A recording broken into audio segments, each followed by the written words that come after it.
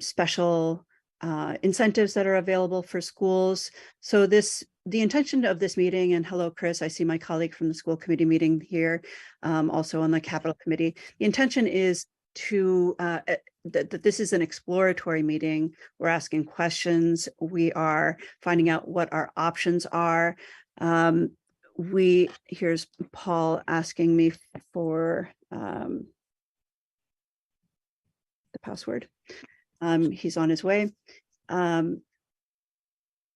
As I was saying, just exploratory. Our intention is not to make any decisions. Our intention is just to get the options so that we can bring it back to the larger school committee and see if any action is necessary or decisions should be made. So hang on one second. That's my our third school committee colleague, Paul Pfeiffer. And Paul, I've made you co-host. Morning, everybody. Morning. All right, I think that is everyone. Let me just double check. It is a little bit of a long list. We have Annie here, Chris, Daniel Phillips, I think is Chip. That's me. Yep, same person. All right, excellent. Actually, as I run through this, Chip is joining us from Eversource. From Colliers. From Colliers. I'm very sorry. Oh, not a problem at all. Appreciate that. Sarah Ross is here from Undaunted K-12, a nonprofit devoted to helping schools look at green and renewable energy solutions. We have Timothy Simmons not here. We have Ryan Wilmington also not here. Oh no, Ryan is here. Sorry, I can see half. Yeah, I'm here. Good morning from Eversource. Good morning, thank you. And James Piermarini is not going to make it, nor is Kimberly Cullinane and Matthew McTigue. Matthew from Eversource. Excellent. Well, thank you, everyone. Just to recap, earlier this year, we asked Colliers to do an assessment on our high school building to see what our capital needs were. And thank you, Colliers, for having done that assessment, presenting a proposal of work upon which we based our capital plan. In the meeting where we received that information, we had a lot of school committee ideas and support for clean and green energy initiatives, but I think we didn't take action at that time to ask Colliers to go back and do anything different. And fast forward to November, I was able to attend the Massachusetts Association for School Committees annual conference, where I met Sarah Ross and someone from Eversource and a panel of people talking about making schools green. We have a key opportunity to make choices like that in light of the fact that our HVAC system is going to be replaced. So we'd like to learn what our options are for high efficiency, all electric, clean energy heat HVAC. And we'd love to get your input on that, Colliers and Eversource, and talk about what kinds of incentives might exist. So I guess I'll, what I'll ask is I'll ask my colleague, Paul Pfeiffer, to add anything. Paul, you've been in the clean energy space for a lot longer, and I know that you have ideas about this as well. So I'll ask you to chime in as well before we open it up for Eversource and Colliers to have this conversation, and also Sarah Ross. I wouldn't mind getting your feedback as well. Paul? Thanks, Sumera, and thanks for setting this up. Thanks, everybody, for joining. I think just details, right? We have an old boiler system.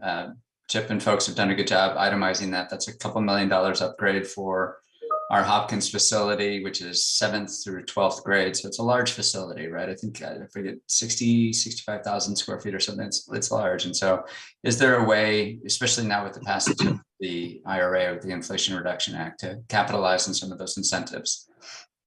And then I think it's not just options like ground source heat pumps, but potentially solar as well. What can we do as a full package? And I will say Hadley as a community is looking at these for all public buildings. There's a climate change group within the town that's asking these questions. So I'm engaged with them as well. They're curious to see what we hear today.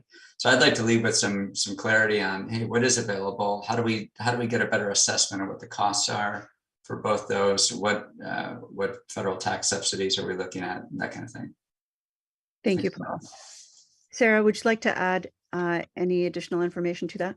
Sure. Thanks so much, Mara. Thanks, Paul. Thanks to you all for being here. Nice to meet you all. I want to thank first the Eversource folks for being on today. I will say that 12 years ago, I had the benefit of partnering with you all on a deep energy retrofit of a 100-year-old farmhouse in Amherst. So I'm living in the residential version of what I would love the students of Hadley to be able to have at their school. So I know you all are awesome partners. You were for my family way back when. And as Paul mentioned, we've been doing a lot of work as a nonprofit to get the word out about really the new landscape that pairs the Inflation Reduction Act and wonderful new deep energy retrofit incentives, specifically for heat pumps, also from you all. So excited to have this conversation. And Chip, thank you so much for your work on the existing facilities and the great presentation. I got back to watch that from April.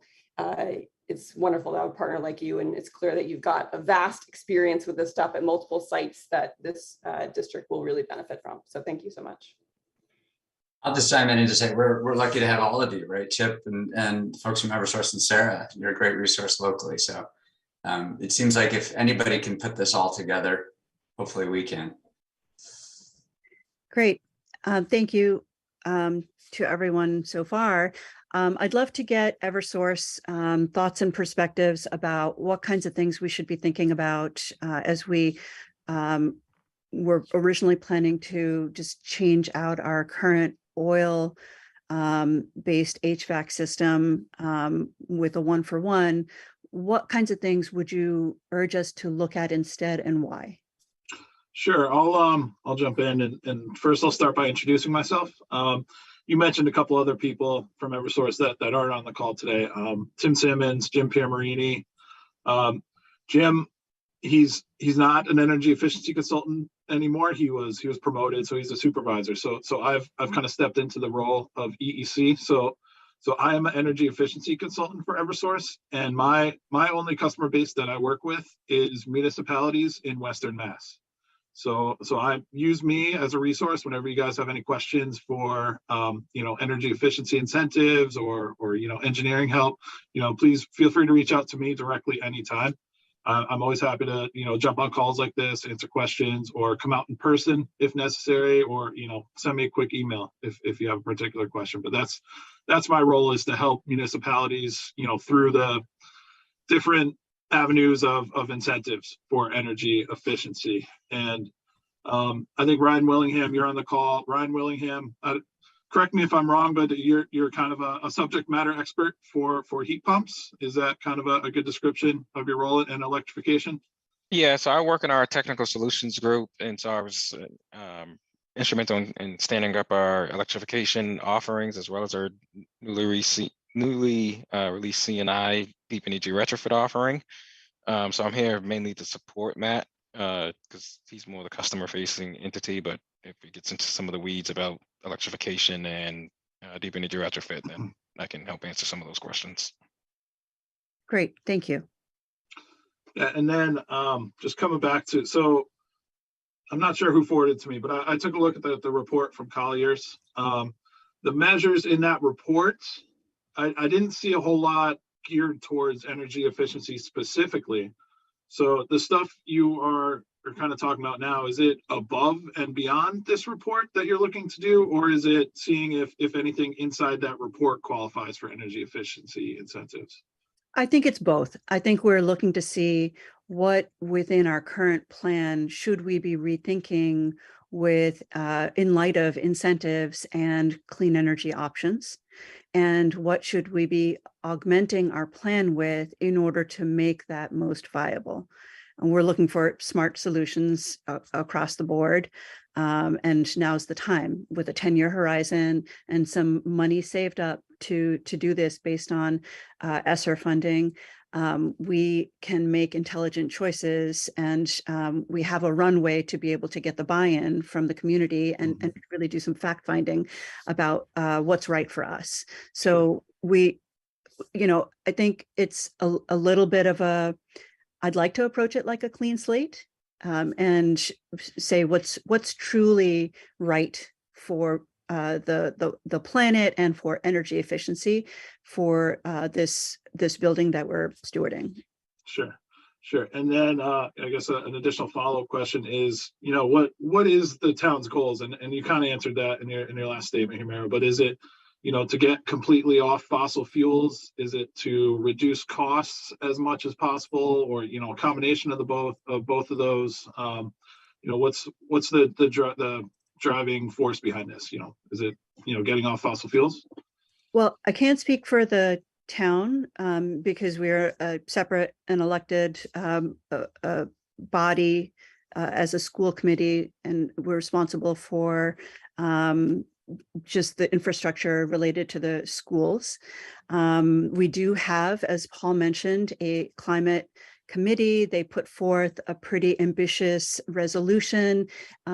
It was not passed at the last town meeting. I'm sure future iterations will be passed. I think our goals as a school committee body are to, again, make intelligent choices that are financially responsible and in the long-term best interests of the Hadley ecosystem. And that includes our environment and our planet. I think, and we in the future should have a larger school committee conversation about what our priorities and our values are in this regard. But I imagine that modeling for students and showing them what's possible through clean energy, green energy technologies, and having them become far more aware and conversant in and possibly interested in getting into technologies that are only going to expand as we go forward. So I'd love nothing more than students to be able to see solar panels that power a school, all the things that are possible within reason and within our means. So we would like to understand what's possible, and then maybe we can bridge that with what are our means. Sure. So when I'm talking with towns and they're discussing switching over to electricity, usually the first step we have would be to bring in an engineering company. I'm not sure. I'm not incredibly familiar with Colliers. I've heard the name a bunch of times, so I'm not sure if this is something you guys can do. But usually the first step is a relatively quick feasibility study where an engineering company comes in, takes a look at the building, and sees is this a good fit for an electrification project? And the outcomes from that would be yes or no, is this a good fit? And then, a ballpark figure on kind of what the cost may be.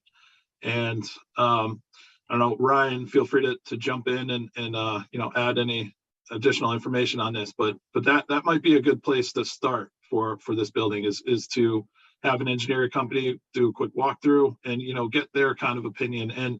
And from that Colliers report, I see that you guys are replacing the roof. I don't know how. It didn't have the exact scope in there, but it said roof replacement. So, I mean, if you're replacing the roof, I mean, that might be a good time to, do the additional duct work that would probably be necessary, add some additional insulation into the roof, and since you're already replacing the roof, that would, reduce the overall cost for a project like that. So. Chime in. I think it's roof membrane, right? It's not a full roof repair. Oh, no, it would be, Is the it the full full? roof, yes. Or that was. But I think we were, the roof replacement isn't, we were kind of thinking the 5 to 10 year range. It's, it's certainly not in poor condition at this point. Okay. It's down the road. If you're going to be, doing a major solar project, I think the best thing to do is to align those so that, you're not, doing the solar and then replacing the roof a couple of years later. You want those to align at the same life cycle. So Okay. you'd want to consider that earlier, probably. And I think you all And may priced I- that out sorry. at a little over $1 million, 1.2, is that right?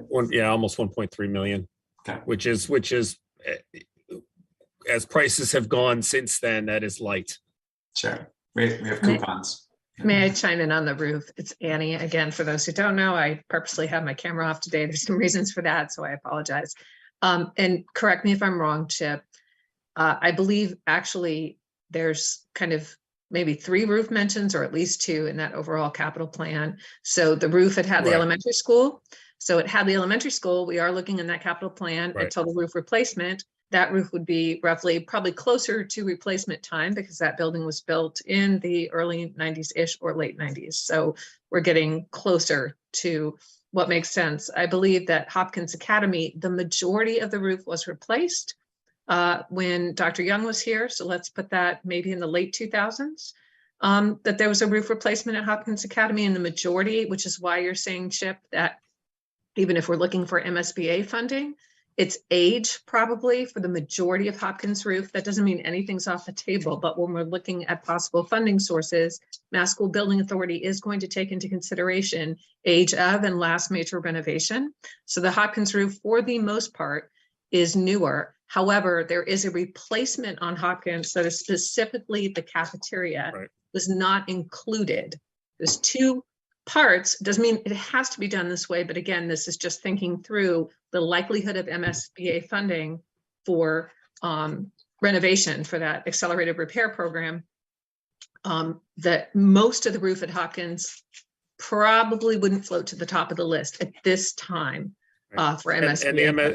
as I understand, the MSBA also has put a hold on the accelerated repair program for the time. They being. have, but I'm just chatting like this, right? Mhm. It's coming back. It'll Yeah, come for the back. time being. They have, and also right now there are IRA Inflation Reduction Act that may or may not. But you are absolutely correct. Yeah, that's important to point out to people. Okay, so Matt, getting back to you. So you said let's do an assessment of what exactly are we assessing? Feasibility of installing? Yeah. So there's engineering funds that are available through Eversource where at no cost to you, we can have an engineering company come in and do a high level walkthrough of the building and see if it's a good fit for electrification. A relatively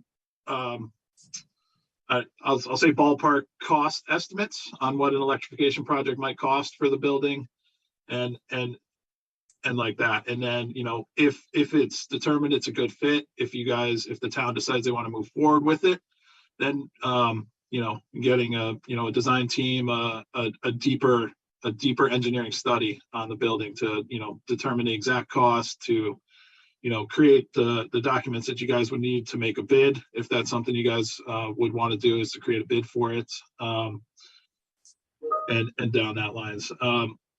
Another thing, I'm not sure, I'm not too familiar with the high school that we're discussing, but there are a lot of other energy efficiency measures that can be looked at. I don't know if you guys have upgraded the lighting to LED, but that's one quick cost saving measure that we can do. We could look at the weatherization of the building, which is the insulation and the air sealing. Before you guys put in heat pumps or switch over to electrification, that's something we would definitely want it to do is weatherize the building, make it airtight. So there's not air leakage. That would lead the heat pumps to have a better outcome and, better performance for the town and the building. Matt, can I ask in that ballpark cost, do you also help us understand the potential incentives, rebates that we would get federally and state?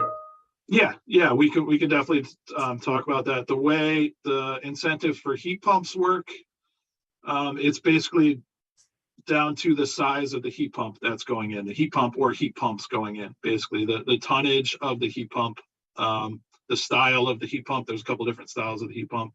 And then we can pretty quickly get you a ballpark on the incentives for the heat pumps once we get an idea of the models that they're planning to put in, or you guys plan to. Okay.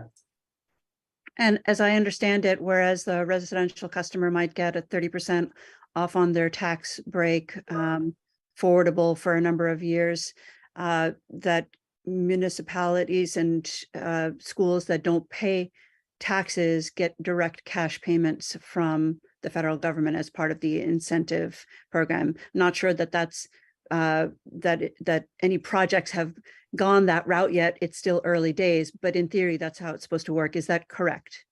I'm not 100% familiar with that. It's not something I have worked with in the past. Usually it's, the town works with, some financial advisors to figure out the tax aspects of it. It's not something that I'm comfortable advising on, or Eversource in general. I really can't. I don't want to lead you down the wrong path or give you a wrong answer. So I don't really feel comfortable giving you a complete answer on that one. I know there is a lot of changes coming through the IRA plan over the next year. And I think they're still trying to figure out the best ways to implement them. So I think hopefully early 2023, mid 2023, they should probably have that kind of figured out. And I don't know if a lot of it is going to end up getting routed through Mass Save or another state entity or not. So, I don't really feel comfortable, commenting on tax breaks. So, Well, we wouldn't have tax breaks because we don't pay taxes. So or incentives or rebates from the government. Municipalities. Yeah. Sarah, what are you seeing as a national nonprofit in other regions? Yeah, excellent. Yeah, a piece just came out from a group called This is Planet Ed that detailed the support that is available for schools through the Inflation Reduction Act. In particular, it details an up to 50% reduction in the cost of technologies like ground source heat pumps. So there's a base incentive of 30%, and then additional adders if projects meet certain conditions. So there are substantial support. There's substantial support from the federal government for that particular technology. Certainly, as Matthew was stating, this is a somewhat new evolution of this incentive, allowing it to be taken as a direct cash payment, as you were saying, Humera, by non-taxable entities like schools. And we do expect guidance from Treasury, hopefully in early Q1, about exactly some of the mechanisms that will kind of allow that to take shape. So we are in early days here, but it's certainly that has been the intention of the Inflation Reduction Act, and that's kind of what the law offers districts to start considering. That's excellent. I hope we can take advantage of that. The other thing I have a question about is solar.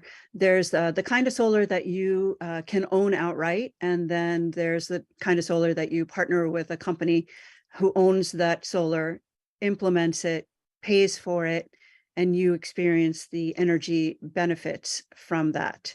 Can you comment one way or another about whether there are incentives, either Sarah or Matt, whether there are incentives for that latter model where we might not have to engage in the investment part? I'll jump in. I'll say, Eversource, we're pro solar. We encourage our customers to take advantage of solar. We do not incentivize the installation of solar. All of the financial benefits, come on the back end of, net metering and the reduction of your electricity bill. And I'm not a particular expert on the subject, but just the way it's set up from the state through Mass Save, we don't incentivize upfront on the installation of solar. So Matt, Eversource may not, but solar companies have businesses that do that, right? That they work directly with municipalities and solar farms and other such things to install that technology at a no cost basis. So it is Does that sound right? And maybe Matt, perhaps Sarah, that's a question for you.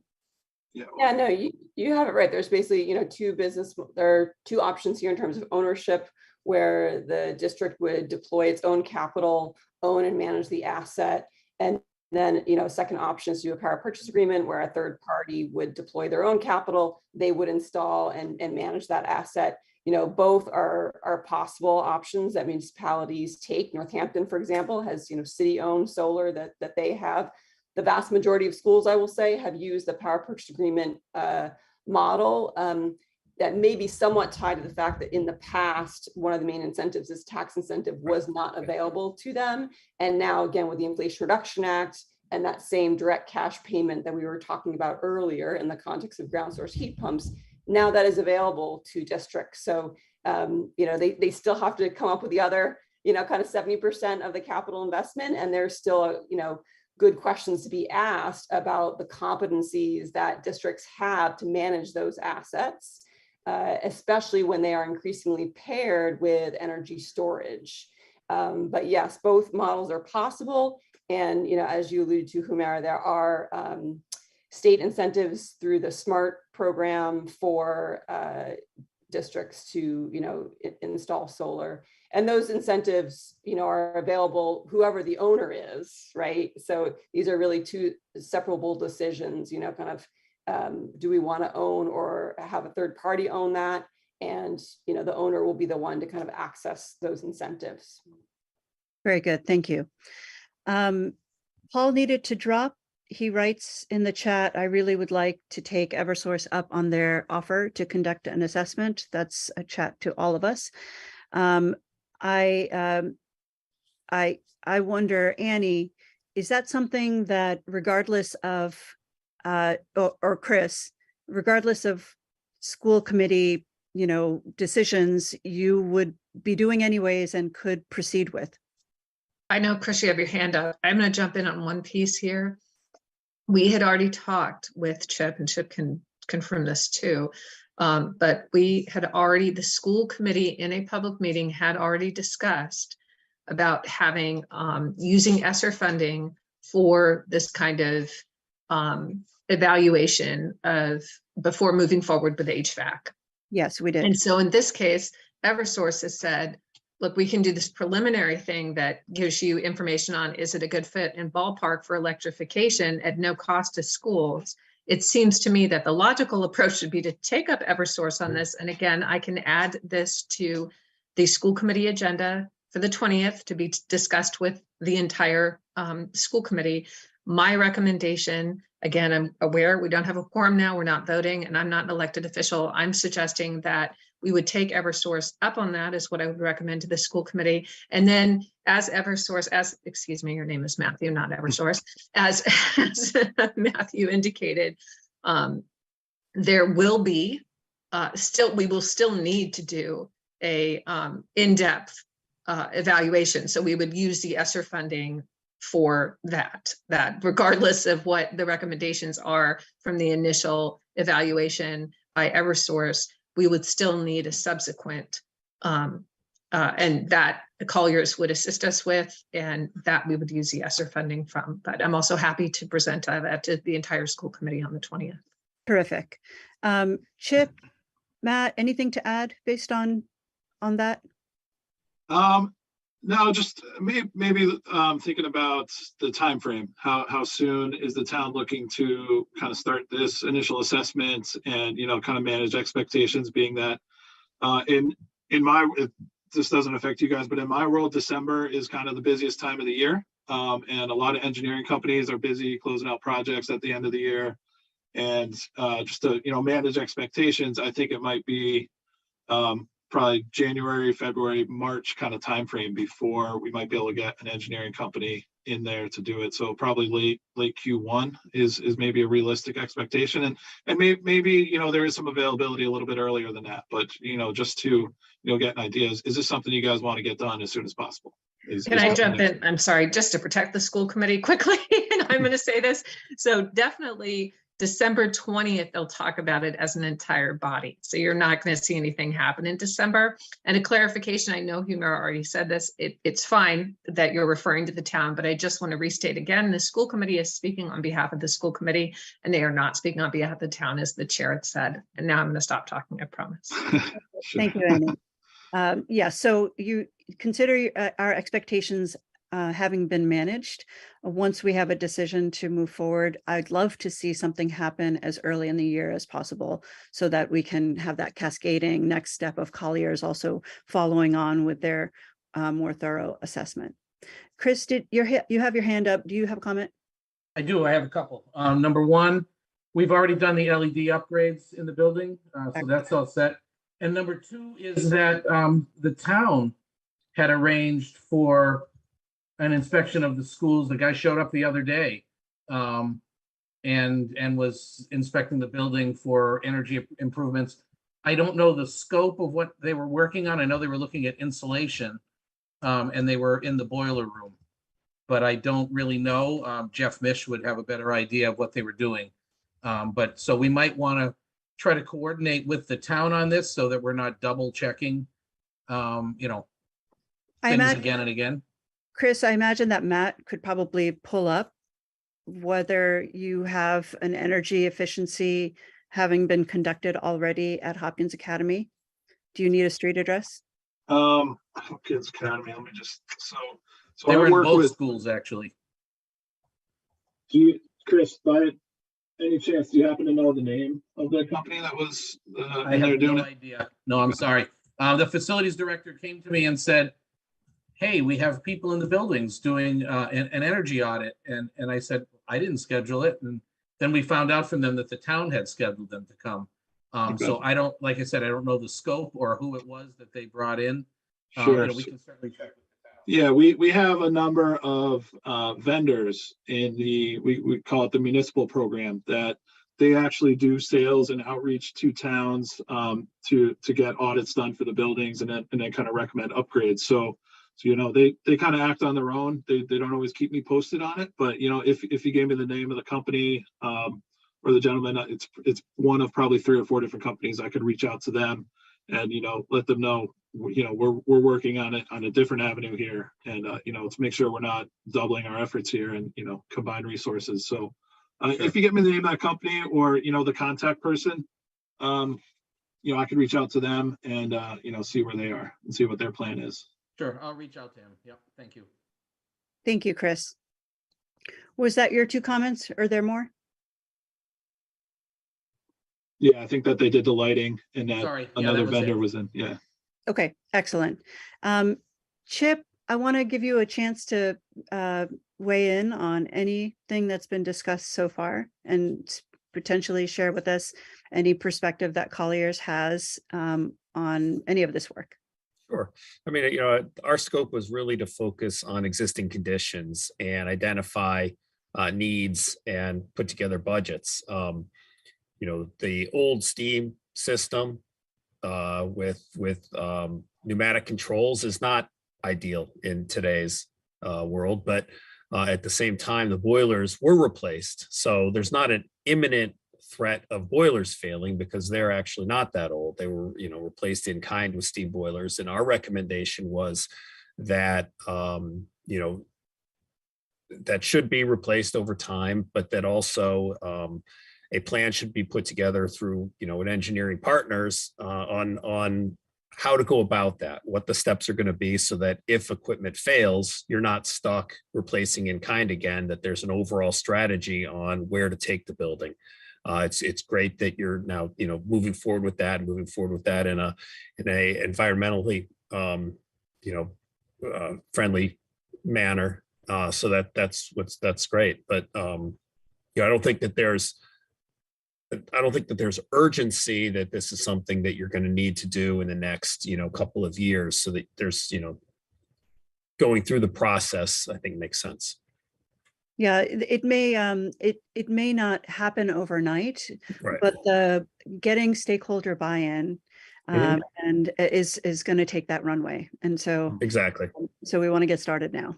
Yeah, and Mass Save, we have pretty substantial incentives to move towards electrification, to put in heat pumps. As Chip was saying, if something breaks today and you rush to replace it, you're going to put a new oil boiler in, and that oil boiler is got a 20-year lifespan. So for the next 20 years, you guys are going to be on fossil fuels, and we want to encourage going green as much as possible, going electrification as much as possible where it makes sense, and obviously it comes down to the town to make that decision. Do we want to stick with oil? Do we want to go electrification? And I'll just repeat again, or the school committee. Sorry. Yes. Yeah, sorry, the school committee. Yes. It comes down to you guys to make that decision. You're completely open to make any decision you guys want to do. We just want to encourage you and give you the incentives to make it as as green and fossil fuel free as possible. Great. Sarah. Yeah, I had a quick question, Chip. Maybe I'm sure you can help answer this. What is the coverage of air conditioning right now in the Hopkins building? Because certainly, I appreciate that we have a little bit more time, with the boilers being more recently replaced. Certainly as buildings are not prepared for extreme heat and we're having more bouts with extreme heat, that has been a motivator. And so what I wouldn't want to see, and I don't know if this is in the plans, is for the district to install air conditioning units, non-heat pump air conditioning units, and because they urgently need cooling, and miss the chance to do the all-in-one, hyper efficient solution of something like a ground source heat pump. I think I'm actually going to pass on to Chris because it's been a while since I've looked at that, and I don't recall off the top of my head how much is air conditioned. I don't think it's much, but I will let Chris and Ann answer that one. Yeah, there are air conditioning units outside of the classrooms. I'd have to go through the school and actually count, how many rooms have them and how many don't. That offhand, I don't know that either. But I think they're local units. There's That's not a major, large air handling unit that is, rooftop that's providing cooling to the building. It Yeah, sounds There are mini splits in the majority of classrooms and spaces, and then that are powered through sub units outside of the building, obviously. And they're not terribly new.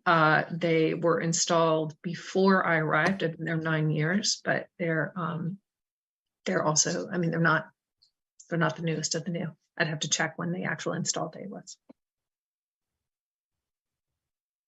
very good. All right. Is there anything that I should have asked that I didn't? Matt, Sarah, Chip, anyone?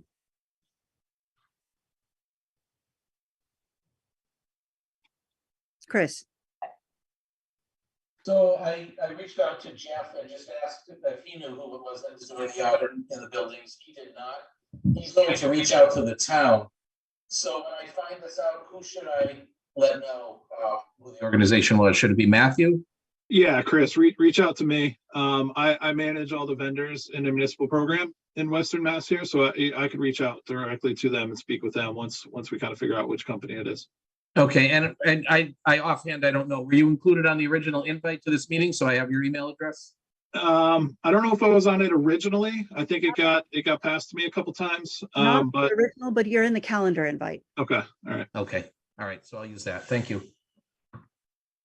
Yeah, and I'll just reiterate here, anytime the school committee or anybody else has questions about the energy efficiency program, reach out to me directly. I'm happy to jump on a call anytime or answer emails anytime. So Thank you, Matthew. Sarah. I guess one last item to note for the crew, and would be interested to hear Chip and Matthew's kind of characterization of this, is, we've got a new building code that will likely come into effect July of next year that, has new and ambitious targets that are going to regulate specifically, kind of the heating and cooling loads, the thermal energy use in buildings. And so, as an existing building, interested to hear, of the work that the district was going to plan to do anyway, in our CHIPS plan, would that be triggering code? And does this new code have implications for how the district should be thinking about really what they need to be planning now so that they're, you know, seeing that horizon of a new building code.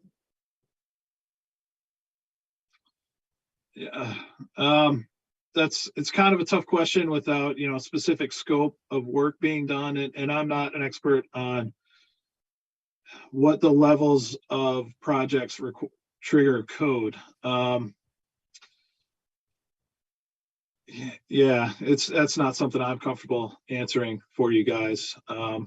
So I don't know if Chip, you have a better idea. Yeah, for in this specific instance, I'm not sure. You know, certainly the cost as a percentage of the building and all the things it's going to touch may trigger some code requirements, but you know those kinds of codes usually you can get exceptions to in an existing building, just because in order to meet those existing codes with the the structures and the insulation and everything else, it becomes frequently impossible. So I don't know in this particular instance, but it would be something that will have to be looked at. Yeah, and I know, so we were talking about that initial feasibility study, and then after that, a much more deeper technical assistance study. I think that deeper technical assistance study might be something that could address these issues. Mhm. Excellent. All right. Well, I thank you all. I promised you a 45-minute meeting and you're getting a 45-minute meeting. Thank you so much. This has answered a lot of our questions. We will cycle back with guidance from the overall school committee, and we look forward to working with you all in the future. When the Thank you. recording for this meeting is available, thank you, Humira. When the recording for this meeting is available, I will link it into, there's already an agenda item to recap this discussion with the entire school committee, and I will link the recording of the meeting into the school committee agenda for December 20th at 5:30 p.m. Excellent. Thank you. Thank you. Nice All to right, meet thank you. everybody. Thank you, everybody. Thank you. Have a good weekend. Bye-bye. Bye.